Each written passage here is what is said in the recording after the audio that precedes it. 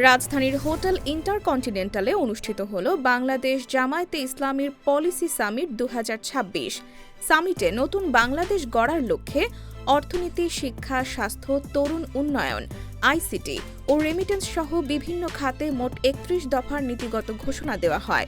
এর মধ্যে উল্লেখযোগ্য হল দুর্নীতির বিরুদ্ধে জিরো টলারেন্স নীতি, দীর্ঘমেয়াদের ট্যাক্স ১৯% ও ভ্যাট ১০% নামিয়ে আনা, স্মার্ট সোশ্যাল সিকিউরিটি কার্ড চালু, ৩ বছরে শিল্প খাতে গ্যাস, বিদ্যুৎ, পানির দাম না বাড়ানো, বন্ধ কলকারখানা পিপিপি ভিত্তিতে চালু ও শ্রমিকদের ১০% মালিকানা প্রদান, পাশাপাশি ক্ষুদ্র ও মাঝারি কৃষকদের জন্য সুদবিহীন ঋণ, ব্যবসাবান্ধব নীতি ও সহজ লাইসেন্সিং ব্যবস্থার কথা বলা হয়।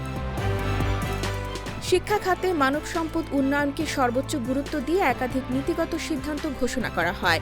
গ্র্যাজুয়েশন শেষে চাকরি পাওয়া পর্যন্ত সময়ের মধ্যে ৫ লক্ষ গ্র্যাজুয়েটকে সর্বোচ্চ ২ বছর মেয়াদে মাসিক সর্বোচ্চ ১০,০০০ টাকা সুদমুক্ত ঋণ দেওয়ার ঘোষণা দেওয়া হয়।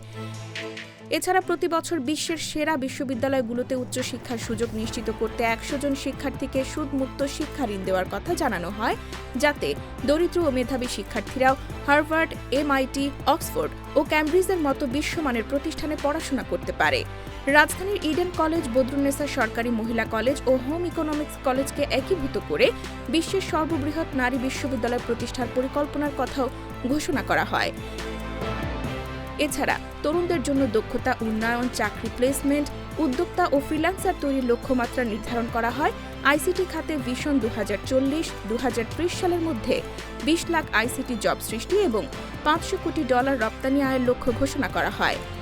রেমিটেন্স আয় ৫ থেকে ৭ বছরে ২ থেকে ৩ গুণ বৃদ্ধির পাশাপাশি ইন্টালেকচুয়াল রেমিটেন্সের উদ্যোগের কথাও জানানো হয়। সামিটে বিভিন্ন দেশের রাষ্ট্রদূত, কূটনীতিক, রাজনৈতিক নেতৃবৃন্দ, বুদ্ধিজীবী, শিক্ষাবিদ, গবেষক ও গণমাধ্যম নেতারা উপস্থিত ছিলেন। অনুষ্ঠানে জামায়াতে ইসলামের শীর্ষ নেতৃবৃন্দ সহ দেশি বিদেশি বিশিষ্ট ব্যক্তিরা অংশ নেন।